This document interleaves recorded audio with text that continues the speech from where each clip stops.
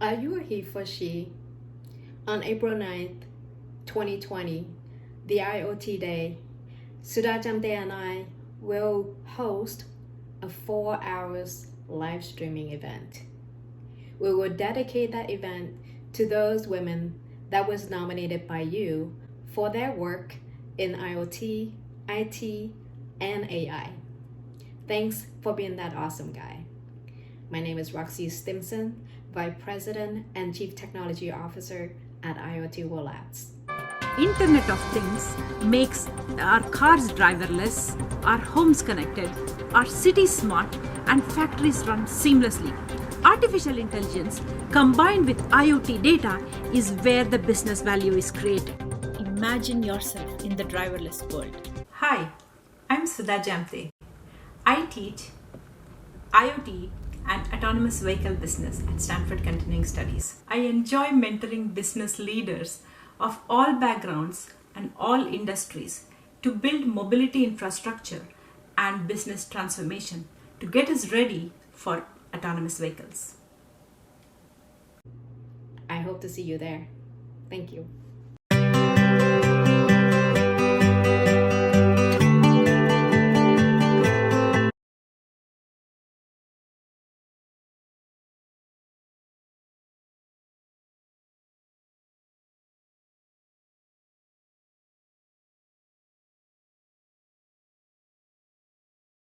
So next up, we have Daisy Jiang joining us from Singapore. Daisy is the head of operations for UIB, and she's also on the board of UIB. She's going to be talking to us about operationalizing digital transformation. I'm as excited as you to find out. So welcome, Daisy. Thank you very much. Very happy to be here from sunny and hot Singapore. So tell me about your background. What was intriguing for me is you have a very rich background being a data product manager in your past, and then you are heading operations for IoT company. And is there a transition of what helped you make the transition? So tell us a little bit more about your background so that we can see, how I want to say data played a role, but tell me your background. Hi, I'm Daisy, and my background is in electrical engineering, and I started out doing hardware. And then after the hardware, I worked in supply chain, transitioned over into enterprise software, and then consumer software. So the hardware aspect was very male dominated. I was frequently the only female in teams, on projects. Once I moved into supply chain, I saw a few more women, but it was once I moved into software where the number of women started to become a greater percentage of the team. As far as data and analytics go, supply chain really is a very narrow kind of traditional perspective of data. And that has to do with capacity in your manufacturing, as well as raw materials, where they are in the pipeline, all the way to finished product and inventory. So in that sense, it is kind of the initial inclusion of data analytics within a corporate sense. So did that help you make a transition to the operations side because you are using data and in supply chain, right? So is that where you make the transition to operations?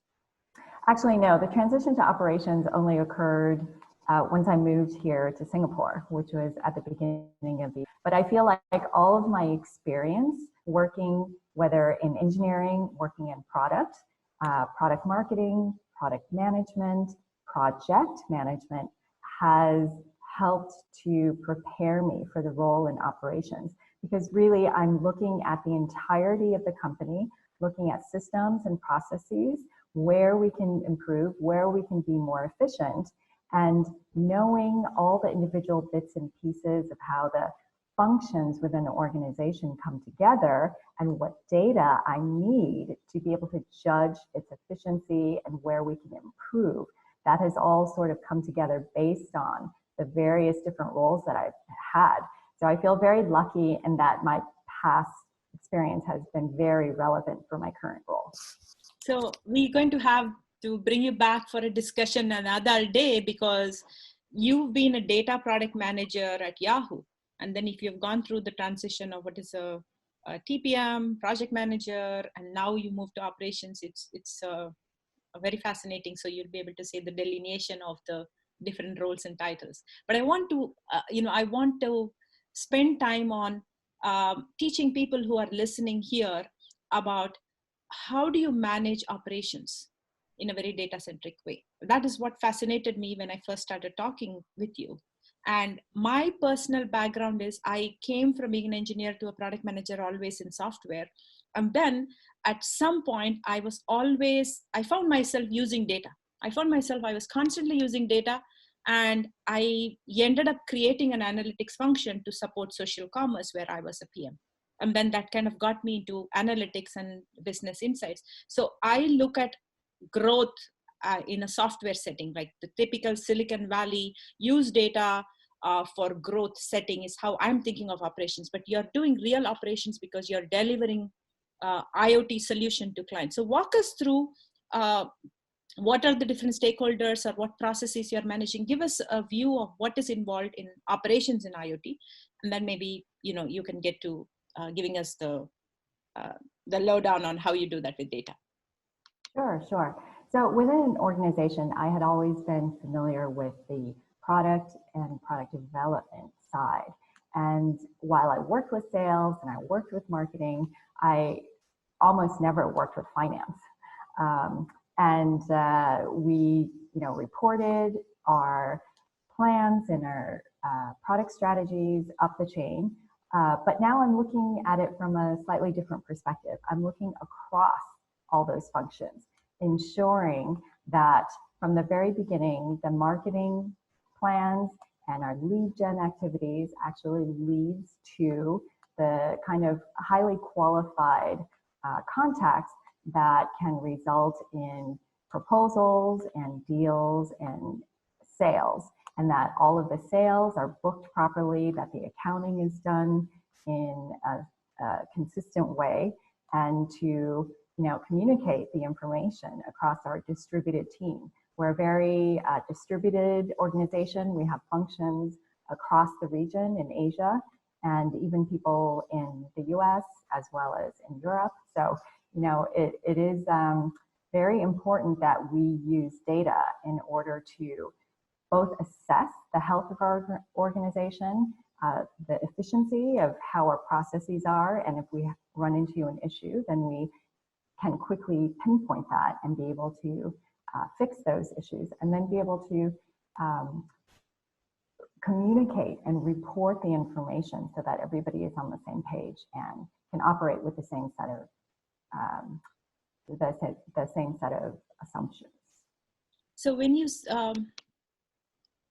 said operationalizing digital transformation, are you talking about digital transformation of your own organization, that they are more and more becoming data driven in their decision making, in their processes? Or since you're serving enterprise clients, are you helping your clients with the data? Well, I think our products really help with the entire digital transformation process. Right? Sorry to interrupt. Maybe you should pause and give a little pitch of what is UIB's business from a high level, from your operation lens. Okay. To give a little bit of background, UIB, we are a conversational AI and IoT communications platform. So what does that mean? That simply means we allow people to talk to devices in a natural language, very friendly, comfortable way. So it's as if I'm talking to my device or my smart home as if they were simply a friend of mine and they were in my contact, and I would just message them and chat with them to get the information I needed or to give a command. So it is meant to be something that links humans using the technologies of AI and natural language capabilities to communicate with devices and to be able to understand the devices when they respond back to you. So is it like a chatbot? That is one very popular way of how people are using our technologies to create smart services and also to have the chatbot be representative of their smart home or a smart device. So yes, that's probably the easiest way to think about it. IoT is a very, very broadly applied technology. And depending on the sector that your business is in, depending on the use cases, it can mean anything from facilities management to customer support to provisioning of new services to onboarding new customers. It can mean a lot. However, let me ground my response to showcase two of our very successful examples. So the first one is a telecom company who is using our chatbot, our smart chatbot, as a customer support chatbot. And they were able to then reduce the need for live agents because the majority of the requests were quite standard questions about their service offerings, the cost of it, how do I go about doing things. So those parts of it can be easily automated. And you can have a smart chatbot that knows the answers to all the commonly asked questions.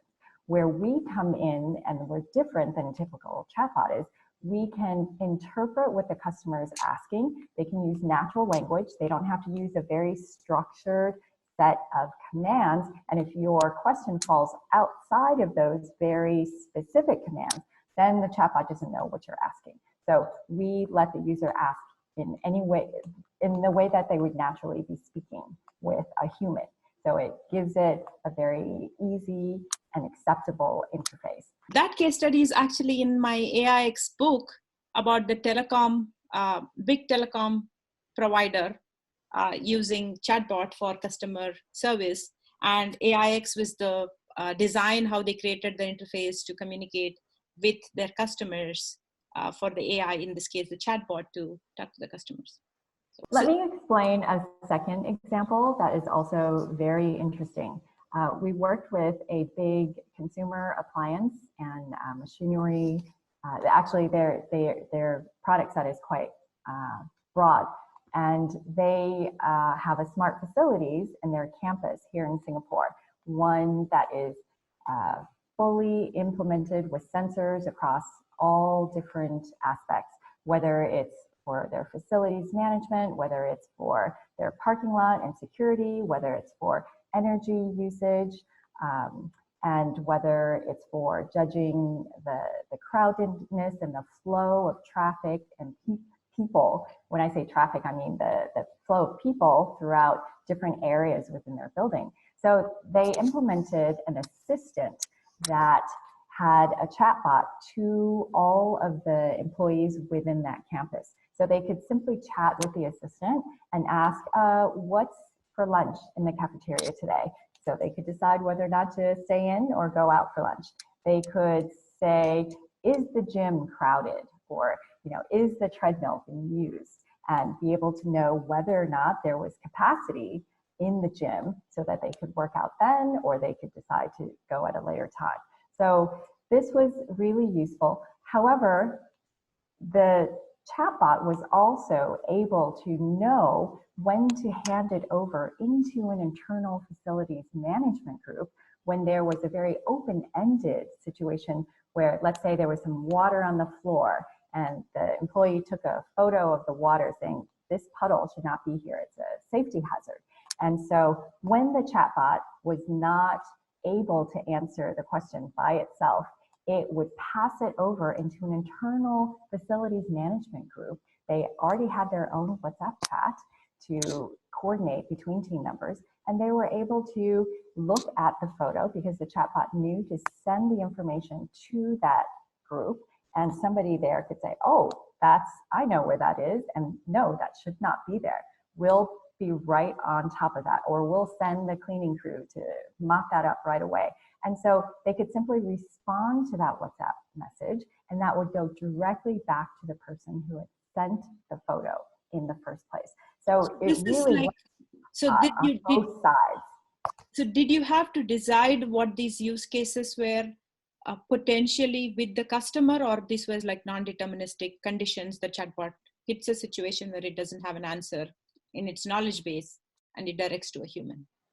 So when you want to automate all of the regular requests and the vast majority of questions that are repeated questions, you would want to automate that, right? Because humans don't like to answer the same question over and over again. So that part, anything predictable, you would automate. It was the non-predictable, unexpected questions that would then get forwarded to the facilities management team for them to decide how to take care of it, and then to immediately give that feedback to the person who had sent the original request.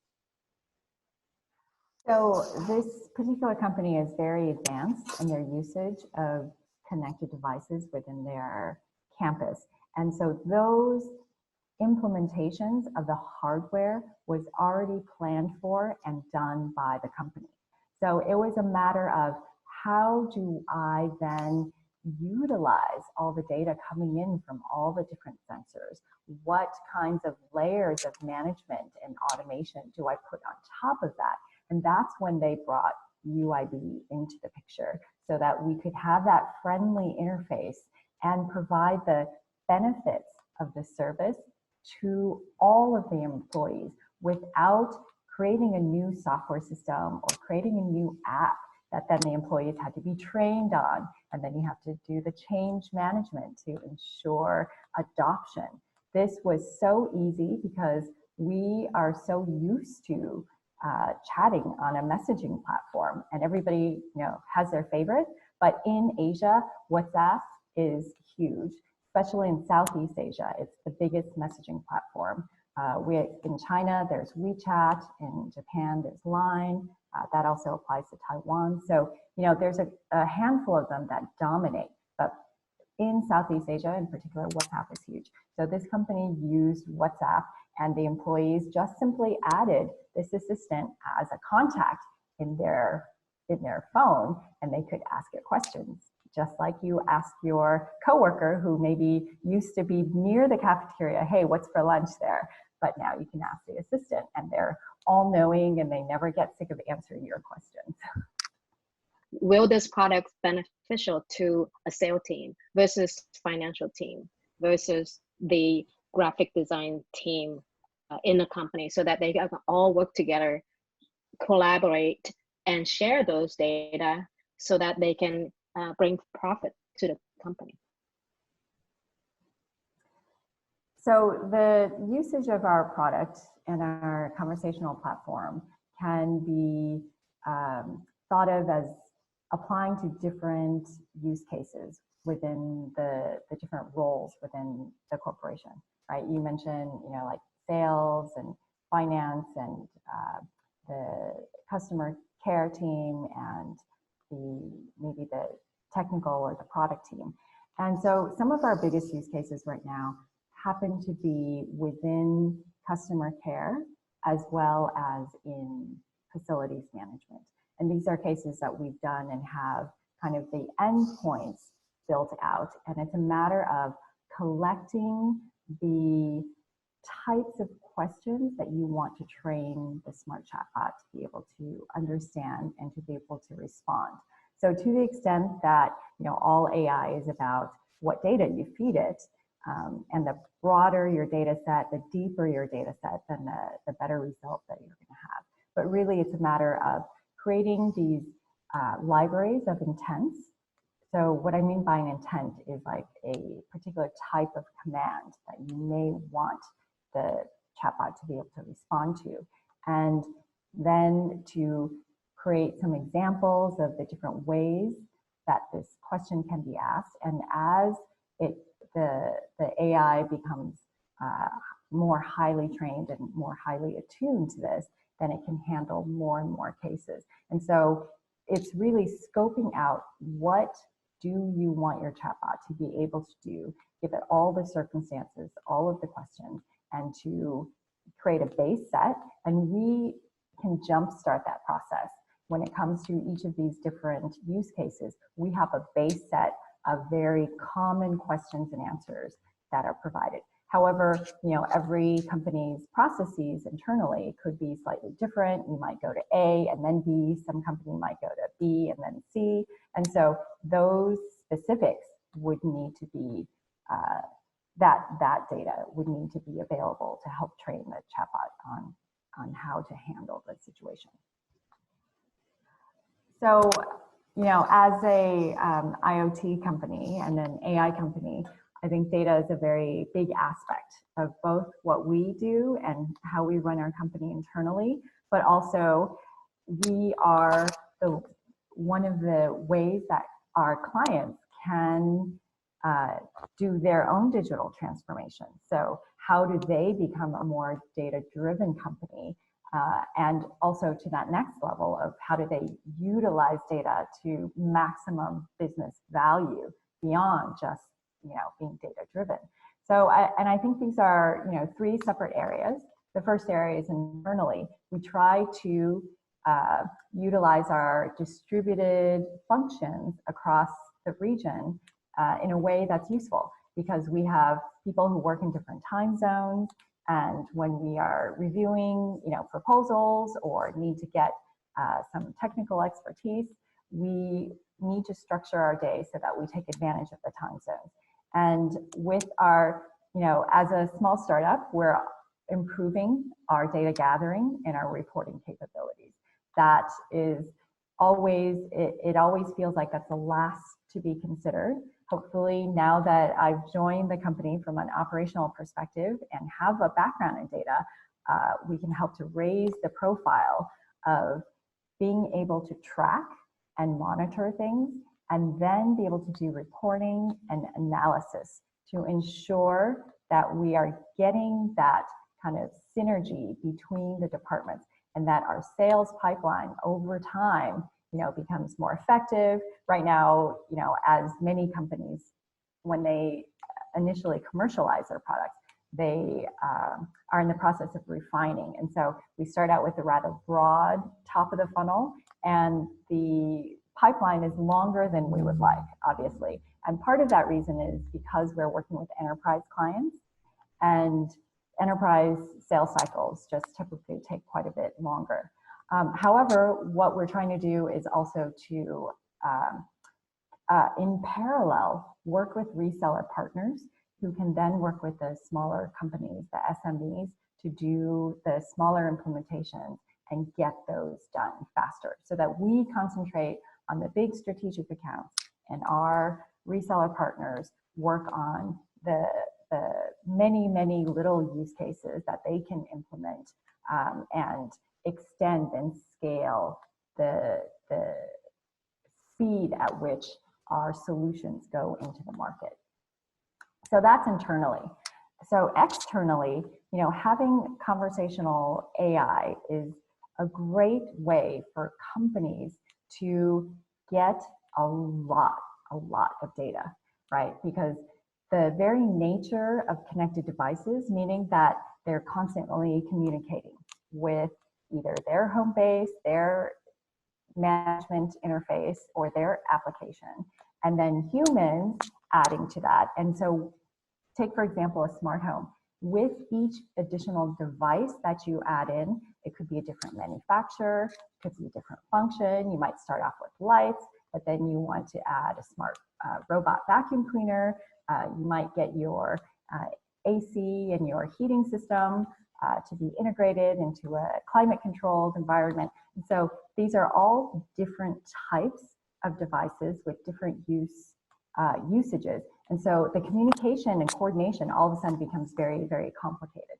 But that's also very data rich, right? And so as you begin to see how, as the company or as the home, the device manufacturer, if you can get the data of how the customers are actually utilizing your device, that is like, the 21st century gold. Data is the new oil, actually, because the previous economy ran on oil, and now our new economy is running on data, and it's just going to become more and more data focused. And so when you have that data as a device manufacturer, you know, this wasn't information that you had before. You sold an oven or a refrigerator or washing machine, and that was it. Unless they called you to have something repaired, you had no idea. Do I do 5 loads a day, or do I only do 1 load a day, right?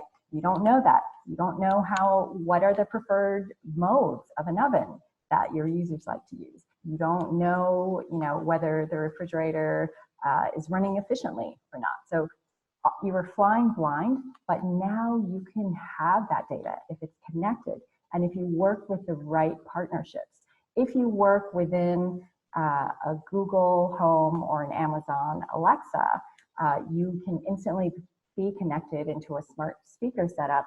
However, will those providers pass on the usage data to the device manufacturers, right? And so the benefit of coming through a conversational platform like UID is we don't only hold that information to ourselves, and we can pass on the information directly to the device manufacturer. So we're an agnostic third party. We don't create hardware, and we're not going to be in that area. So there is the advantage of being able to own your data as a device manufacturer. And that gives you the understanding of your customer like never before. It's now no longer only tracking them digitally online based on a marketing campaign, and you know, maybe they click and they get converted into an online purchase, but you can actually see them take it home when they actually ran their first cycle, and you know, how often do they use it?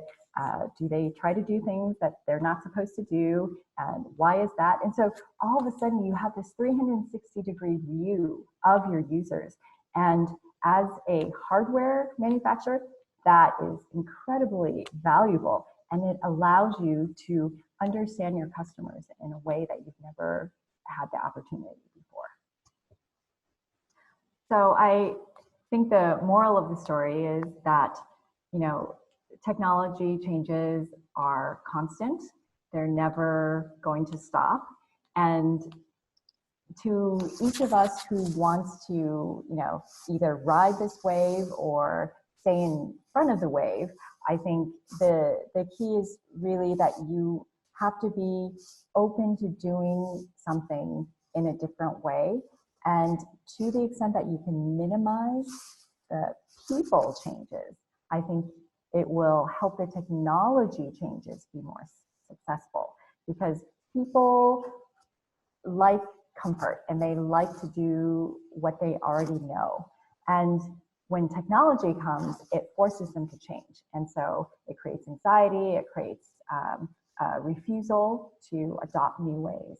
And if you can humanize the technology by using a small project or a small proof of concept to show that, hey, this doesn't threaten your role, or it allows you to spend more time doing other things that may be of higher value than to do the repeated, more mundane tasks, then I think people are willing to open up and consider an alternative.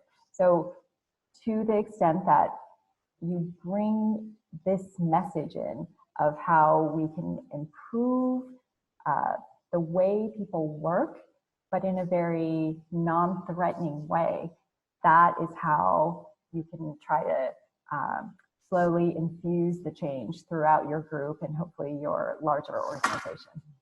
Fantastic. So thank you so much. Thank you so much, Daisy. I really appreciate this. We are